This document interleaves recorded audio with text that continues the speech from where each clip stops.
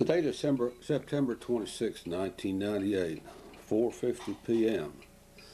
I'm Roger Gavin Odell, born April 1st, 1928. I was the first child of Lorenzo Martin and Columbia Fern Smithson Odell. I was born on a farm at home, a quarter of a mile east of Logatee. Early memories are visiting neighbors. I remember one, especially we went there to Frank Mahan's and they gave me a toy tractor, and I thought that was a real good deal.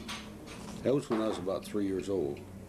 And when I was 4 years old, Grandpa Eugene Odell's house burned, and I remember Cecil the next morning wearing rubber boots and using a pitchfork and trying to find something that was salvageable in the ashes. And then I remember Grandma Smithson's homemade bread, baked in a wood-burning stove, and that was about the most wonderful thing that I ever ate. I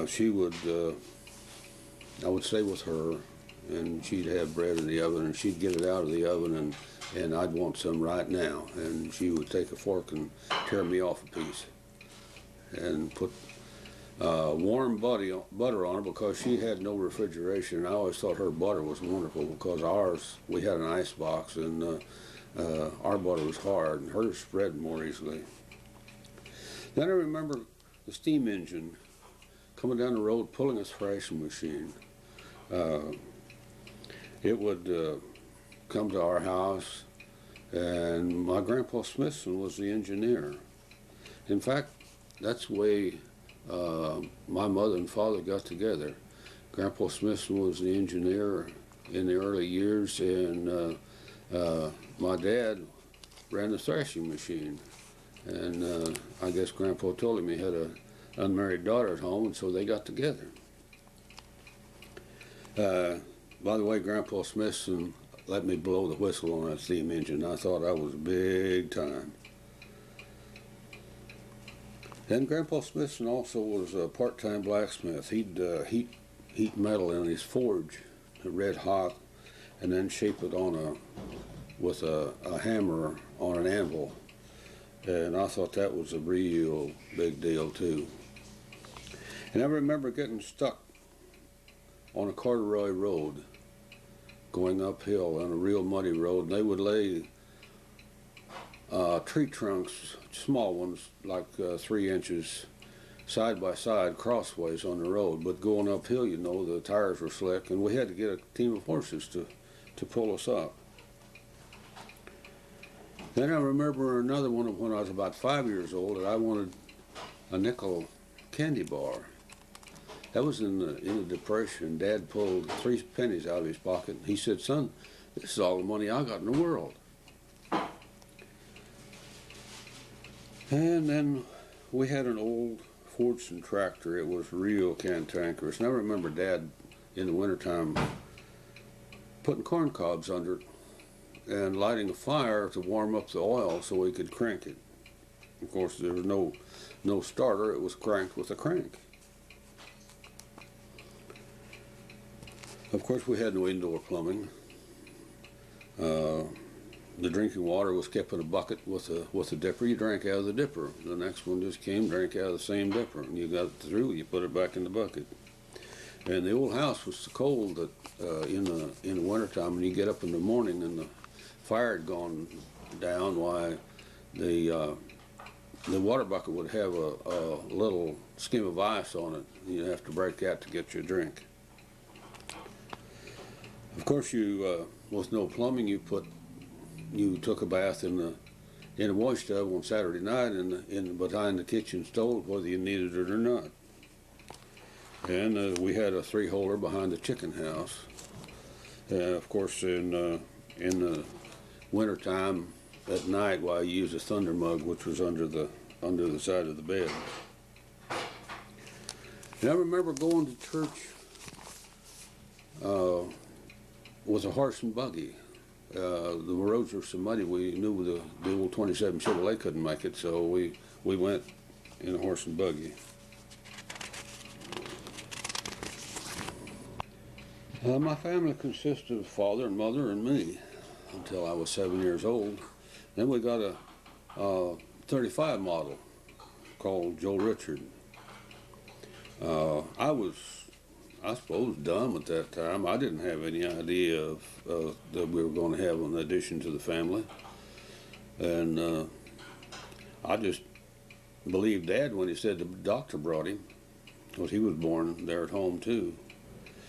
I remember Grandma Smithson stayed 10 days.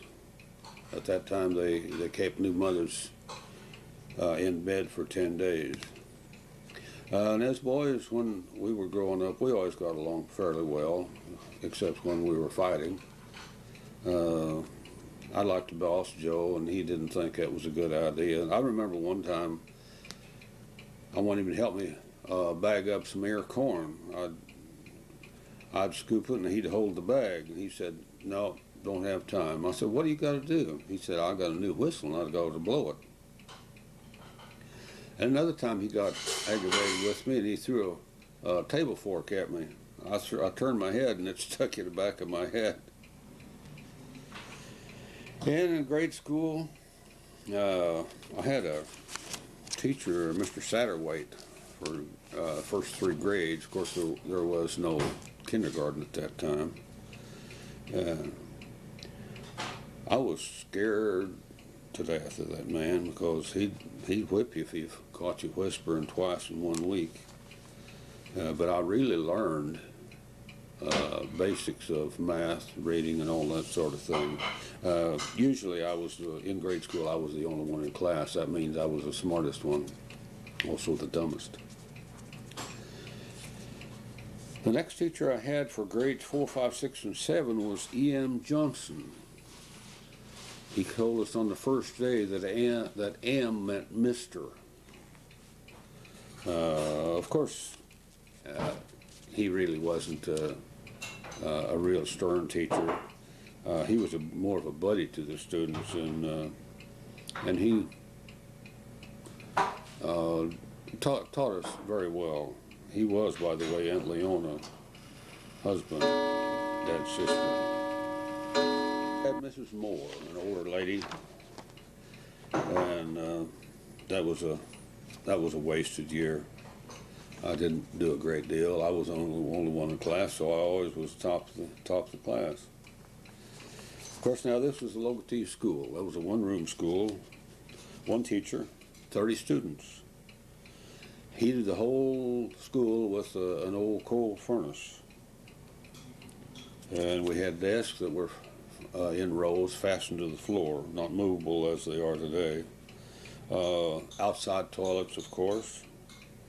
School was from September 1st to April 30th with very few holidays. We'd get Thanksgiving Day off, Christmas Day off, and that's it. We had school from 9 to 4. We had an hour, 12 to 1, for lunch, and a 15-minute break in the middle of the morning and the afternoon. Okay, we'll go ahead to ages 6 to 14. Pretty important years. He brought indoor plumbing, electric lights, refrigeration other than an old ice box. Bought the AC tractor, the old WC. In 1939, Dad bought a combine. He thought, hey, I'm going to grab the brass ring as it comes around, and that was a real good deal. He cut sweet clover on the halves because the John Deere combines couldn't cut it, and he made enough money in that 1 year to pay for a farm and a new automobile. I drove the tractor in the field by myself the first time when I was 9 years old. Dad said, "Now don't try to get close to the fence." Well, that's like telling a kid not to put something up his nose. I ran the tractor through the fence, and Dad had to come. I had it stuck in between two posts, and Dad had to come and get it out for me. We had a succession of dogs. We had Bum and Shep and Pal. One time I hitched Pal and Bum to a wagon. I thought they ought to pull me, and they had other ideas. They didn't think it was a good idea at all. Music, Mom could play the piano, and her family was all musically inclined, but I tried lessons on the piano, guitar, violin. Right now, about a tape player is about the only thing I can play. Then in that time of my life, when the oil boom came around, it started at Salem and then came on up to the Old Ogatee and the St. Elmo area.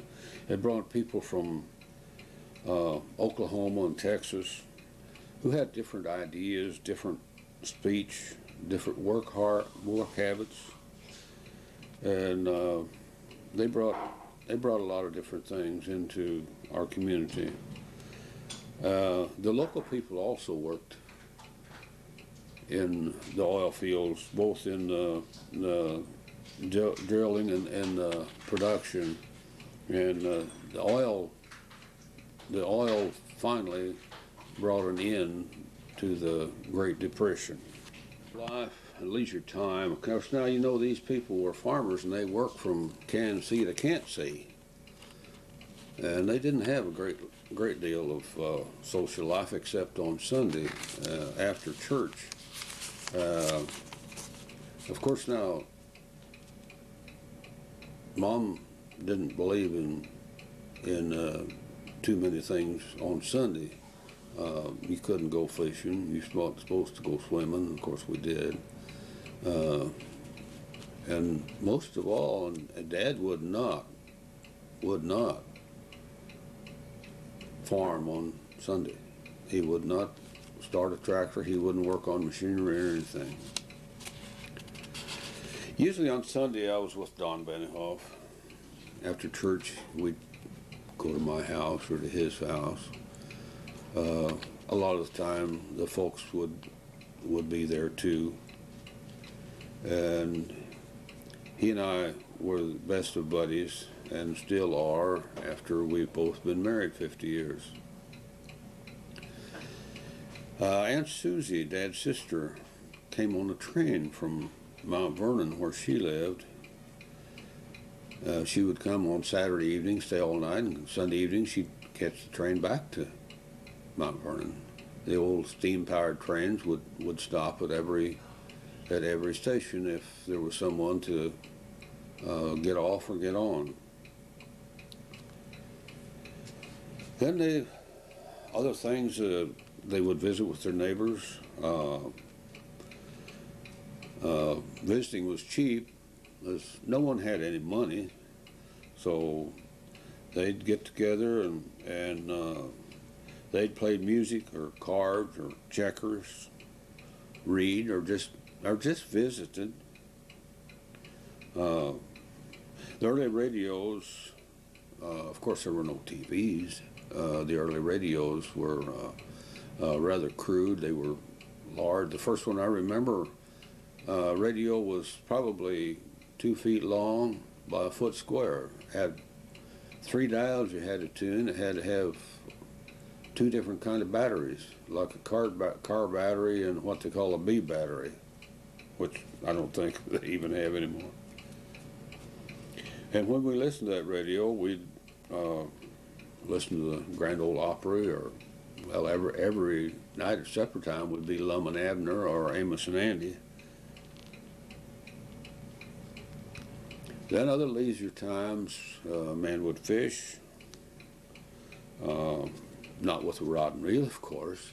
They didn't have those things. Out in our area, if you want to go fishing, you went out and cut yourself a little pole and got a piece of string and a fish hook. Maybe a cork for a float. And the ladies did needlework, mending, knitting. Sometimes they'd go to neighbors' houses and they'd make quilts. Other leisure time, the people would listen to the news, listen to their neighbors talk on the party line.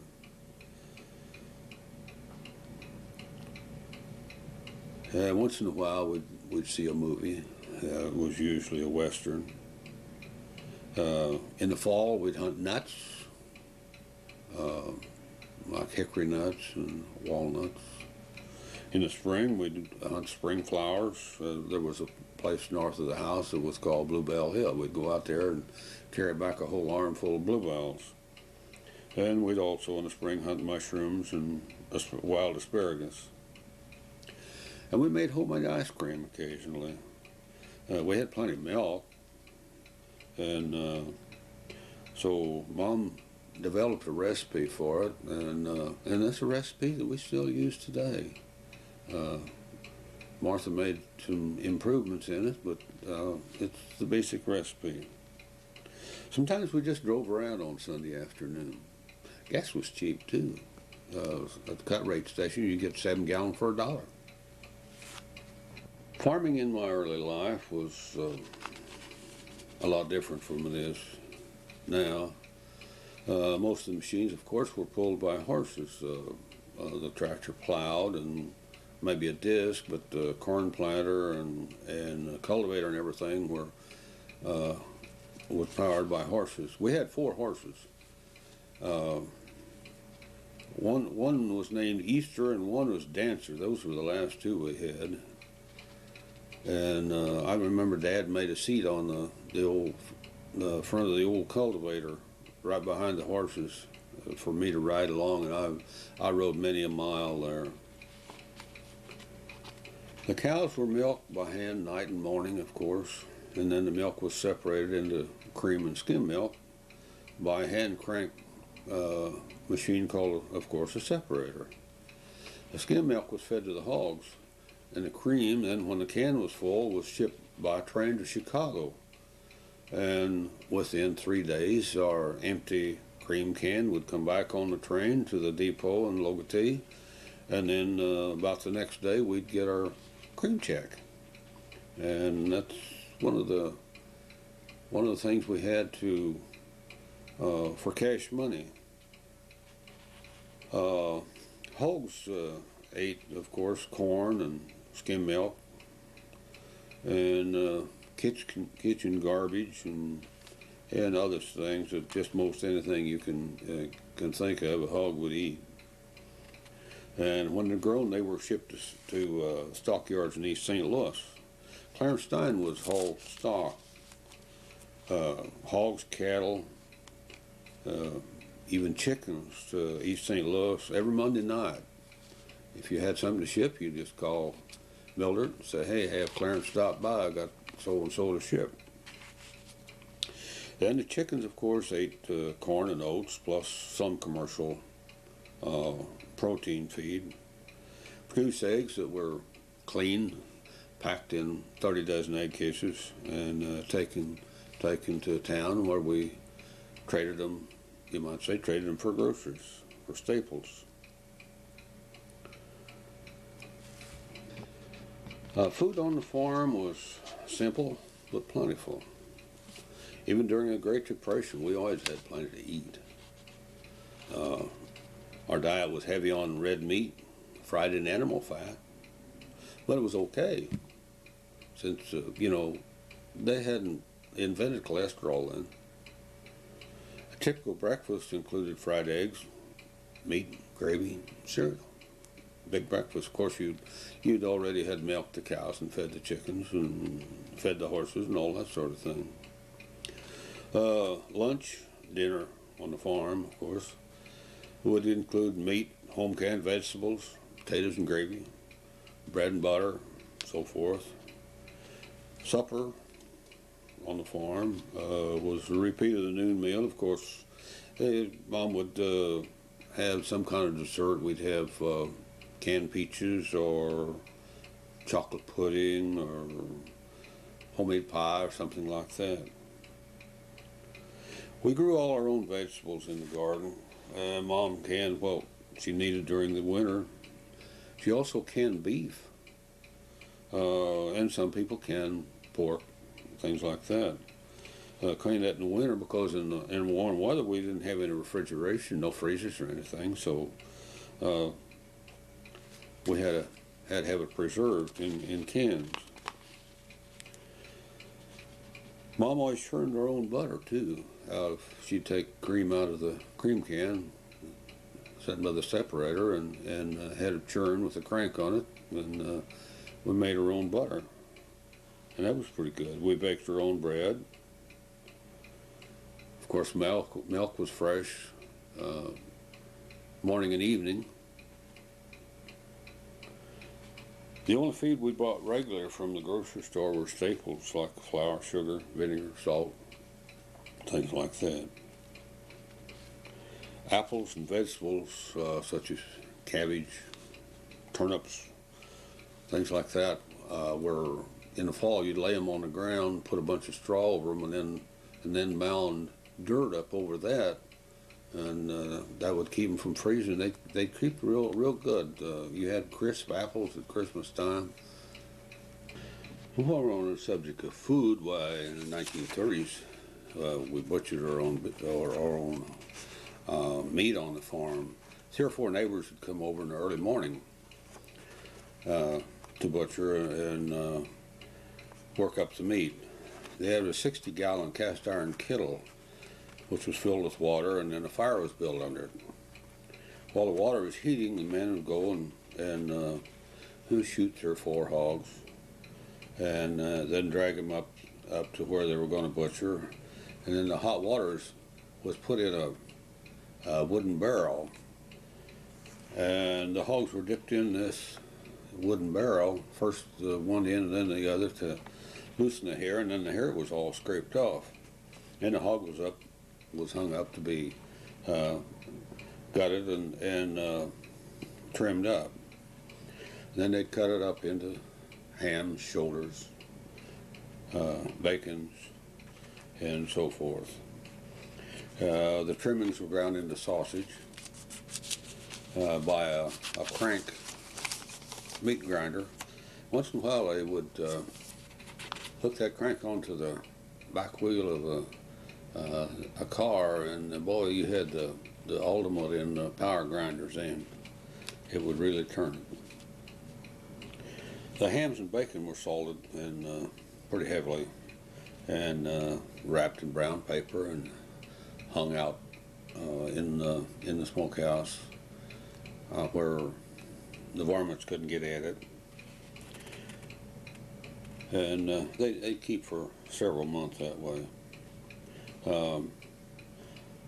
Sides of the shoulders were sliced ordinarily, and the sausage and the sliced shoulder was fried down. In other words, they fried it good and crisp, put it in a stone jar, and then poured what they fried out of it over it, and that would seal it and keep it clear up into the summertime. It's called fried down meat. It was a little tough chewing, but it was mighty fine when you didn't have anything fresh. The excess fat, of course, was put in that cast iron kettle, and the fire was built up again, and they rendered this fat, and the rendered fat was called lard.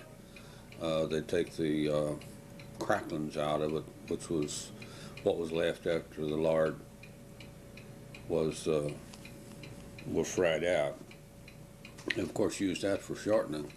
Of course, we didn't have any Crisco or anything like that. And sometimes, if they wanted to make sausage and make it real fancy, why they'd take the hog intestines and clean them out and put sausage in that. Mighty fine eating. As far as church, we went to church every Sunday almost. Went to Macedonia Christian Church, and it was just a plain old country church. And if they had 75 people there, why, they had a big crowd. It was actually founded by the Smithsons and the McMillans, who were both families were in my ancestors. They had their own interpretation of the King James version of the Bible, and which didn't always agree with anybody else, but they didn't have any central governing body except just their own little clique. The ministers were all lay ministers. Of course, the little country church couldn't afford a full-time minister. One thing, they were always against tobacco and alcohol. They were so much against alcohol that they'd have a Sunday that they'd call Temperance Sunday. And I always remember the old boy that taught the men's Sunday school class was never there on Temperance Sunday. Old Frank Hazenfield, he loved his beer. I was baptized at the age of 15. In that church, when you reach the age of accountability, I was baptized in a creek near Old Ogatee. It had to be, at that time they thought it had to be running water. Then I went into the Lutheran Church in 1948 prior to my wedding. And I believe in the teachings of the Lutheran Church Missouri Synod. I've held several offices, Sunday school teacher, congregational chairman, finance chairman, taken several Bible study courses. One thing about it, though, after 50 years, I still miss some of the old hymns from Macedonia Church. The people sang as if they meant every word. I've labeled this page age 10 through high school on the farm.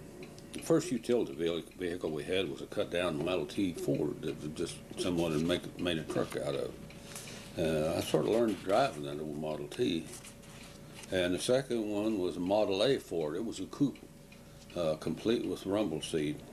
And that was when I was about 9, 10, 11 years old. I'd drive those things. Of course, at that time, you didn't have driver's training or anything, so I'd just go ahead and drive. And at the age of 15, I got my license. And before the combine, we had a binder that cut the wheat, oats, and put this into bundles that cut heads, straw, and all. Then the bundles were set on the end in groups called shocks.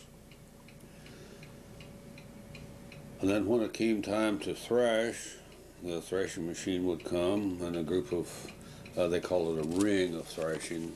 It was a batch of neighbors, probably 15 of them. They'd arrive at the house at 6 o'clock, and about 4 of them with the rack wagons. That's a flatbed wagon, and they'd go out to the field where the shocks were, and other men with pitchforks would pitch the bundles up on the rack wagon, and the driver then would arrange them so they wouldn't fall off. If someone who lost his load or lost half of it, why, he was really kidded about that. Had one old boy that couldn't hear. His name was Henry Harpster. Well, I said he couldn't hear. He could hear a little bit, but when he wanted to stop his horses, he'd always say "Woha," and the boys would watch. If the horses would get to a fairly good furrow out in the field, so it'd be hard to pull out if they stopped in that. Right before the wheels went down, they'd say "Woha," and Henry would get after those horses and have several choice things to say to them before they got them out. Then they hauled those loads of bundles up to the barn, pulled up beside the thrashing machine, powered by a steam engine or a large tractor by way of a long flat belt. And they would pitch those bundles into the thrashing machine. Straw would go into the barn or on a pile, and the grain would go into a box wagon. Then silo filling was somewhat the same thing. It had a ring of farmers. The silage is made from the whole corn plant, stalk, leaves, ear, the whole bit. First thing they'd do, they'd go out to the cornfield. Everyone would have a corn knife. It's a knife about 18 or 20 inches long. They would cut what corn they think it would take to fill the silo and put it in piles. Then they'd bring those rack wagons out again, and they would pick up the corn and haul it up to the silo, where a machine powered by a large tractor would chop it and run it up, blow it up through a pipe to the top of the silo and down in through another pipe into the silo. And several people, about 3 people, would be inside the silo to direct the silage and tramp it down. Corn was husked by hand and then thrown in the wagon and then scooped into the bin by hand. Of course, we didn't raise as many bushels then as we did now. If we had 700 bushel of corn, why, that was a big crop. And it was not sold. It was fed to the cattle in winter. And horses, of course, had to have corn. Chickens, every farm had its flock of chickens. They had setting hens for incubation, and they'd let an old hen set on about 16 or 18 eggs. In 21 days, she'd hatch baby chicks, and she'd take care of those baby chicks. Then we got an incubator, which was heated by kerosene and to about 99 degrees for 21 days, and then the chicks hatched. And then after that era was gone, while we ordered chicks from a hatchery, and they'd come in the mail. And then we put them in the brooder house and gave each one of them a drink, and they would start eating and drinking right away. The first brooder house, of course, the first thing I remember was coal-fired. And then we got a real modern one, and it had an oil burner. Then when those baby chicks got to be up about 2 pounds, why, Mom would dress a couple of the roosters, and boy, we really thought we had something good, because we hadn't had fried chicken for 6 or 8 months. And we had years of World War II. I remember it pretty well. I remember the day that the Japanese bombed Pearl Harbor. We heard it on the radio, and of course that was all the news. And they drafted the people for the Army the men from 18 to 35, but I was too young. We people at home, we collected scrap metal, bought war bonds, and did what we could to help. One thing I remember especially about the war years was rationing. Each person had their own ration book. You had so many meat points and so many canned good points per month. See, a hamburger would probably be 39 cents and 2 points. Canned goods would be so much money and so many points. And sugar was limited. You were limited to 5 pounds every 2 months or something like that. Coffee, very limited. You could buy 2 pairs of shoes a year. Gasoline, of course, was rationed. Very little for pleasure. We had plenty for farm tractors. Tires, you almost had to go in and beg the ration board for a tire. At that time, I joined the Civil Air Patrol, and we learned meteorology, Morse code. We flew. I soloed from Vandae Airport in a Piper Cub airplane with a 45 horsepower motor. Then the draft was discontinued on March 31st, the day before I was 18 years old, so I got real lucky and didn't get any service time. Education. Well, I don't have much. High school from 1941 to 46. We went to Little Grove High School in Farina. Met Martha the first day. Don't remember much about it, but I did meet her. I enjoyed math, science. I took agriculture, which was a farce because it was a double period that we had right after noon. We'd meet at 10 to 1 and decide what we're going to get the old man and the old teacher talking about for those two periods, and we did a pretty good job of it. In my junior year, we covered 34 pages in the text. I remember also that I received a pin for perfect attendance, and also I got the School Spirit Award.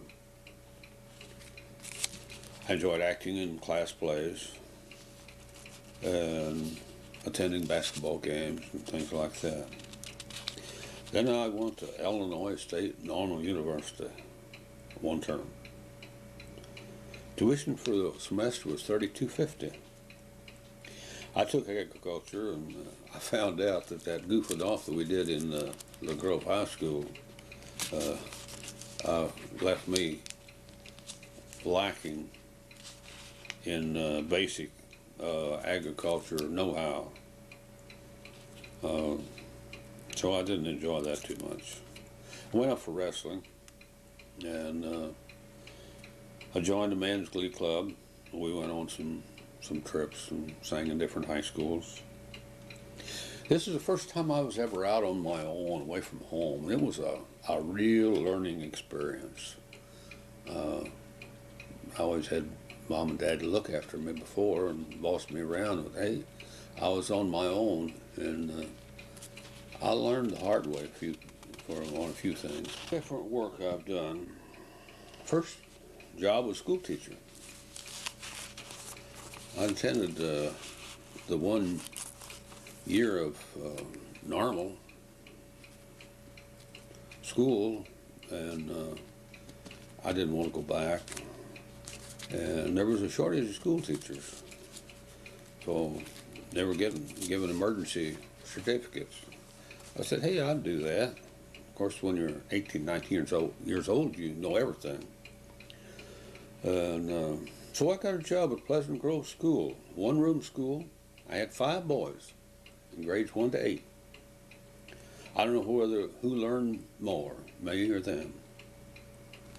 At noon, we'd hunt mushrooms and walnuts and all sorts of things. I remember one time caught a kid shooting a rubber band, shooting a paper wad with a rubber band, and I said, you wait till recess and I'll show you how that's done. By the time recess was over, I had him balling. Now, I shouldn't have done that, I know, but I did. Had a first grader, could count to 20 when he started school to me. I was such a good teacher, I always said by the time spring came, he could count to 10. I did another thing I wasn't supposed to. One boy didn't know why we celebrated Christmas. So I told him the story of Jesus, and I learned at the clock, 6 o'clock. I told old Jim the story of Jesus, and you wouldn't be able to do that in school now. After school and on weekends, I worked for St. Peter Telephone Company. I'd repair phones and overhead lines and a switchboard. There were up to 12 people on a party line and each was assigned a series of rings by the turn of the crank on the telephone, on the old wall phone.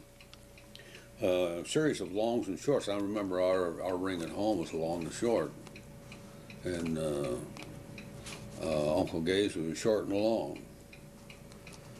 And of course, if you wanted to get on a different line, why, you'd call the operator. And you didn't call by number, you just said who you wanted. And the operator had a switchboard in their house, and they were supposed to know everything, supposedly. I guess they did. They always said that someone called an operator in St. Paul and said they want so-and-so, and the operator said they ain't home, they just went by. I taught 2 terms of school and then worked for Rothie Hardware. I learned a lot of different trades there, like sheet metal, plumbing, electrical wiring. Since it was when electricity was just coming in to some of the rural areas, we had wire houses, barns, machine sheds. And I learned refrigeration, the basics, and I enjoyed that with the gases and the pressure, all that sort of thing. About that time I learned that I love to sell. And I still love to sell someone something that he doesn't want and doesn't need. If I can convince him I've had a good day. I decided I wasn't going to get anywhere working for someone else, so there was a grocery store called Meyer and Green Grocery that came up for sale. Well, I didn't know it, but the guy was going broke. And so with Grandpa Schrader's help, financial of course, we bought it. We sold meat, groceries, animal feeds. We bought eggs, cream, poultry. Groceries and meat for the greater part, but things were packed differently than they are today. We had sugar in 5, 10, 25, 50, and 100-pound bags. Flour was 5, 10, 25, and 50-pound bags. Milk was in cardboard cartons or glass jugs. Eggs were kept in a refrigerator in a basket. You just pick out the ones you want. Cookies were in bulk. A box called a caddy. Meat was a deli type case, of course, a service case. People could buy 3 slices of bologna or a pound of hamburger or whatever they wanted.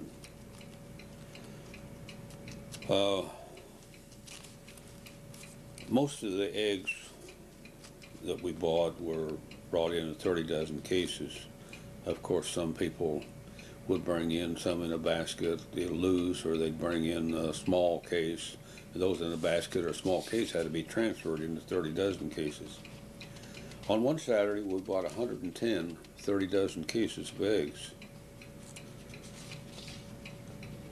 The cream was brought in, had to be tested, weighed, and then the people would buy groceries with what they had coming. Chickens were brought in to be sold. Once in a while we'd buy some geese or ducks.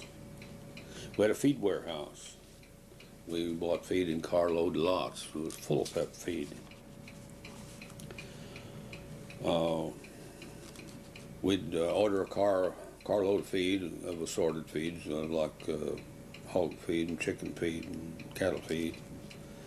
And it'd come in a boxcar, and we'd have to unload that and put it in the warehouse. We had a 41 Studebaker flatbed truck that came with the store that we'd use to haul that. The chicken feed, the laying mash, was in 100-pound print bags.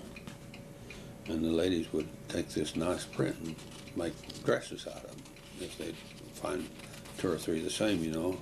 Of course, they always wanted the one that was on the bottom of the pile. You had to do a lot of shifting to get them the one they wanted. Money was in short supply, so we decided, well, to help things, we'd stuff some sausage. And one guy said, well, hey, if that sausage was smoked, it'd be better, you sell more. So the only thing that we needed to smoke sausage was a place and a fire. So we had the old outhouse out back of the west house here, and it hadn't been used for a long time, but it looked all right to me, so I put some wires up in there, had an old metal can that I built a fire with hickory wood, kind of shut off the air, and we had a smokehouse. And one day I burned it down, sausage and all. And we then smoked sausage in a small poultry building that we had. About that time, people got to bringing beef and pork in for us to wrap and process and freeze for them. And at that time, I was a pretty decent man. I could lay a 200-pound quarter of warm limber beef on the platform scale, and then pick it up and carry it and hang it up in the cooler. In this processing, we soon outgrew the 6x8 cooler, and we bought a refrigerated truck bed and set it out back of the store and used that for our refrigerator for a while. Then came this Wholesome Meat Act of July 1st, 1968. They said uninspected meat, in other words, home-kill meat, couldn't be handled in the same establishment where meat was sold. Oh boy. We didn't know whether to quit and go broke or what to do. So we heard the locker plant over in Frina was for sale. So I went over and looked at it. It was a 42 by 45 brick building, 2 stories. I thought it was in pretty fair shape. He wanted $5,000 for the building, all the contents, the machinery. Well, we decided to buy that. The only thing is we didn't have any money. Well, I went to the banker there in Frina, and he looked down his nose at me, and he said, well, I might go $3,000. So I went to a farmer customer who I'd done processing for. I told him I needed some money. I told him what I wanted for him. He said, I haven't got any loose money. He said, I did send a load of cattle to the St. Louis last night. And he said, I'll get that check tomorrow. And he said, yeah, you can have some part of it. And so I'd borrowed the $3,000 from the bank, and I thought, well, I better have another $3,000. So I have a little operating capital. I went over to Wilbert Hendricks, who had sent the load of cattle in, and he just gave me a check, his cattle check, and it was for $6,000. He said, well, just take what you need and bring me the change and a note. And needless to say, he never did have to wait to have his cattle butchered. We set up for home butcher, uninspected meat.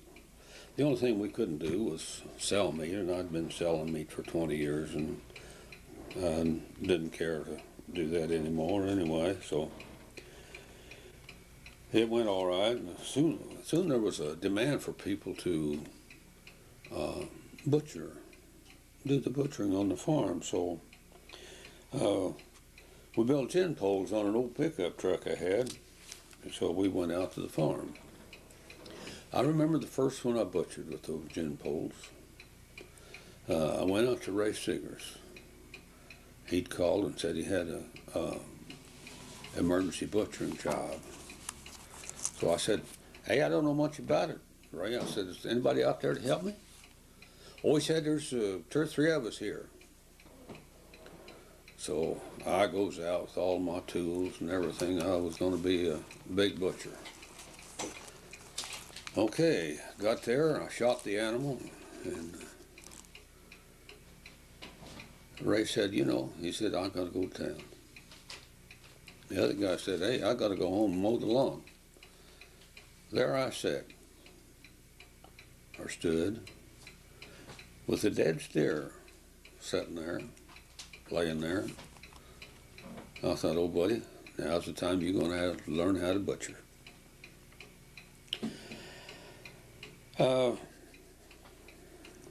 That evolved to a covered bed on a heavy-duty 4-wheel drive, state-of-the-art butchering truck with electric winches, 110-volt generator, everything you needed to butcher on the farm. In the meantime, I'd sold Odell's Market to May Torbeck in '71.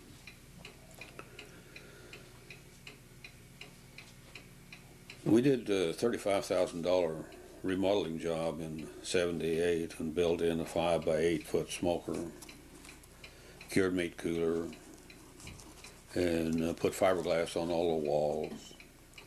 In 1984, we replaced all the old water-cooled refrigeration with modern self-defrosting ones. Spent $18,000 on that.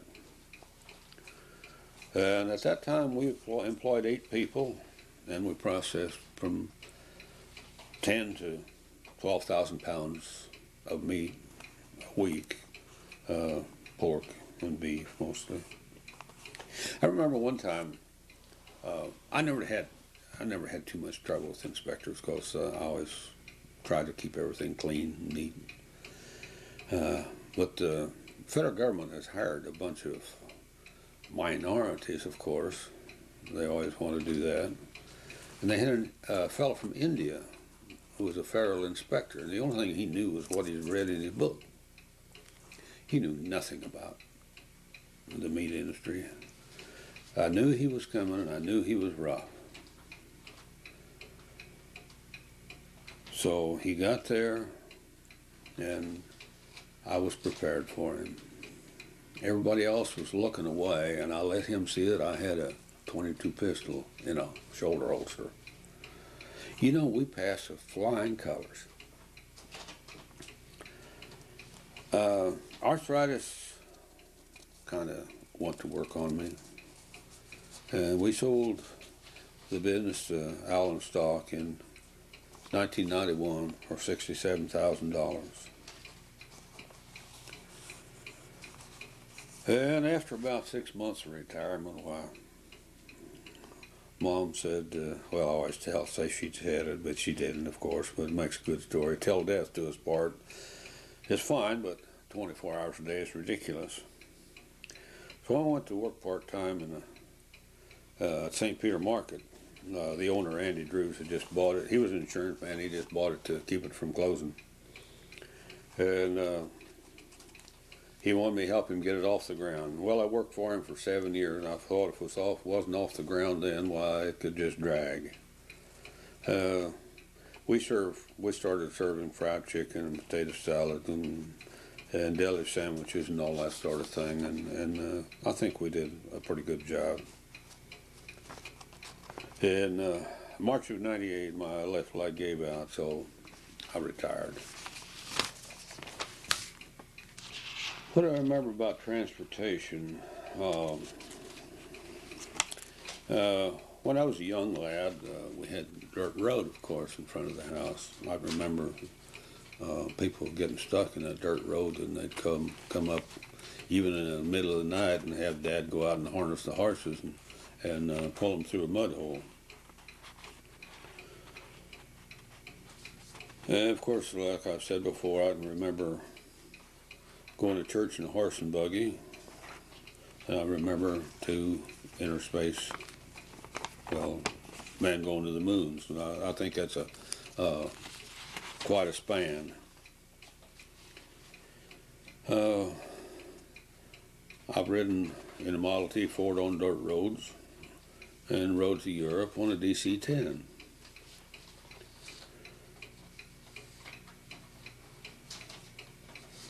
When I was a young lad, and in the WPA days during the Depression, they gravelled the road in front of our house, and that was really something.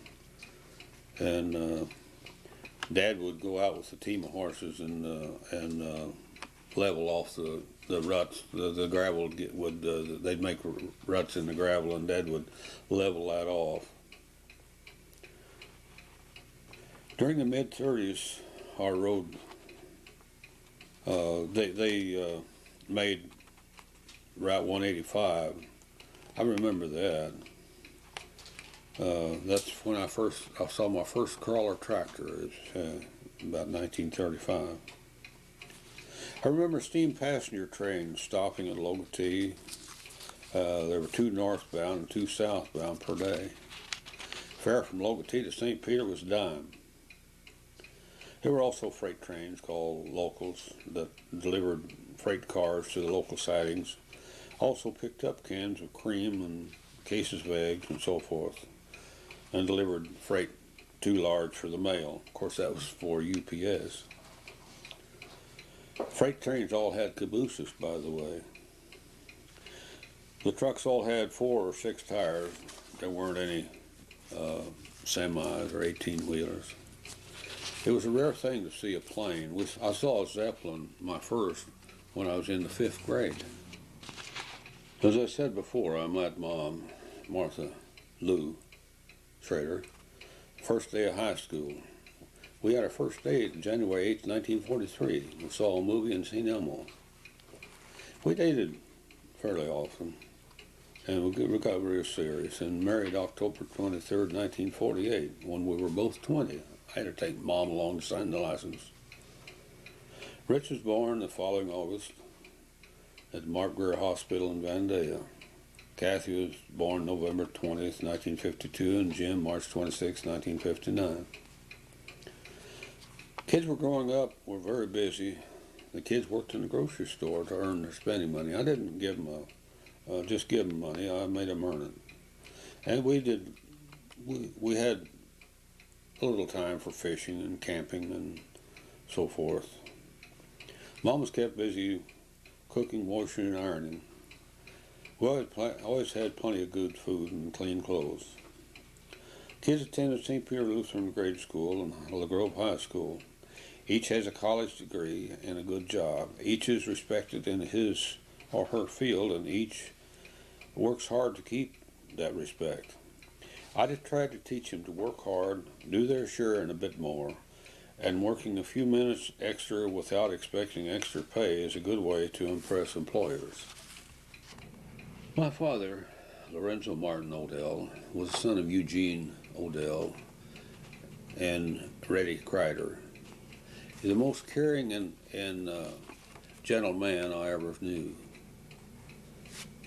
He didn't have too much education. He never did finish 8th grade.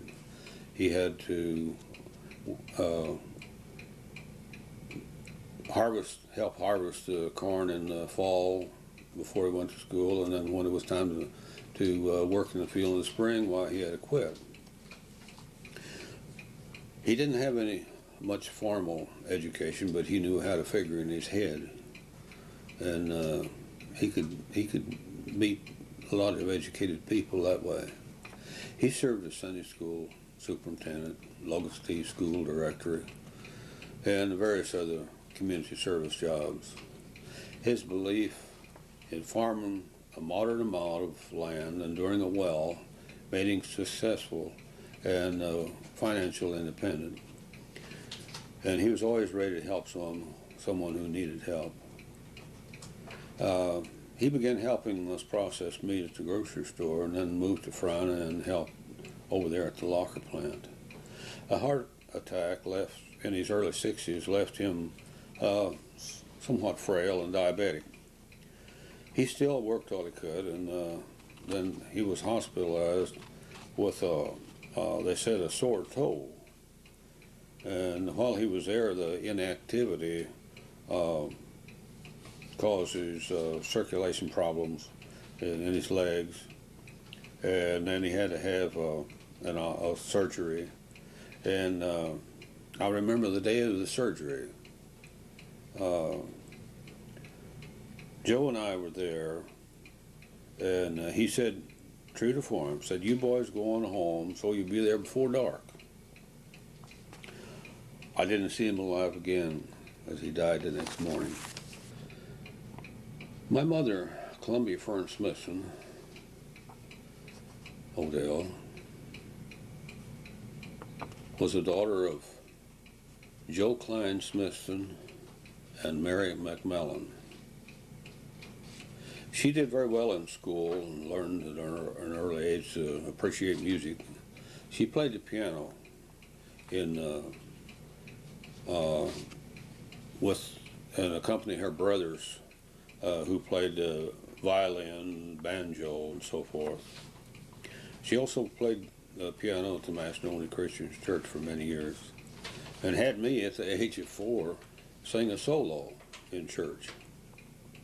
She worked hard keeping her house, cooking, gardening, and canning. And in the winter she made quilts in addition to her other work. After moving from the farm to Frowner, she even helped at the locker plant and wrapped cured meat.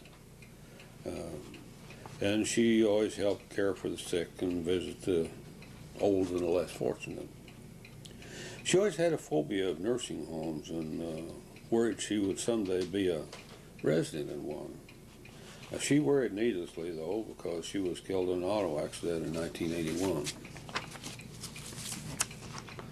It seems as though I've been rather long-winded. I have just a couple of things left here, just some bits and pieces. I served on the St. Peter Volunteer Fire Department from 1949 to 1975. I never cheated a man who didn't try to cheat me first. I never looked for trouble, but if someone was, he found it. I remember Dad whipping me twice. Once for shooting Mom with a BB gun, and once for saying someone is an old SOB.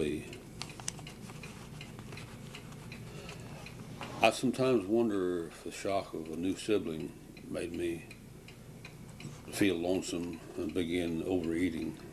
It was about that time that I started my weight problems. I was always skinny before, and I've fought it ever since. If everyone would do his share of the work and maybe a little bit more, the world would be a better place. Always count your change at a store. If you've been given too much, tell the salesperson, just as you tell them if you receive too little. I always liked guns and have owned several. They're not to play with, therefore I don't like to see kids even point toy guns at each other. I don't remember ever being hugged by Dad and not by Mom since I was 10. I know they loved me, but they had other ways of showing their affection. Compliment each one you meet in some way, whether it be their clothes, hairdo, car, child, grandchild. Admit a mistake if you made one. It's easier to say I'm sorry than to argue or lie. Overlook a man's one most obvious fault, and he'll look a whole lot better. Before you judge a person, think about the things he endures. In other words, don't mean-mouth anyone until you've walked in his shoes. As you leave someone who is extremely grouchy, say, I hope the rest of your day will be better. It is now 6:32, and I think I'm done. I thank you.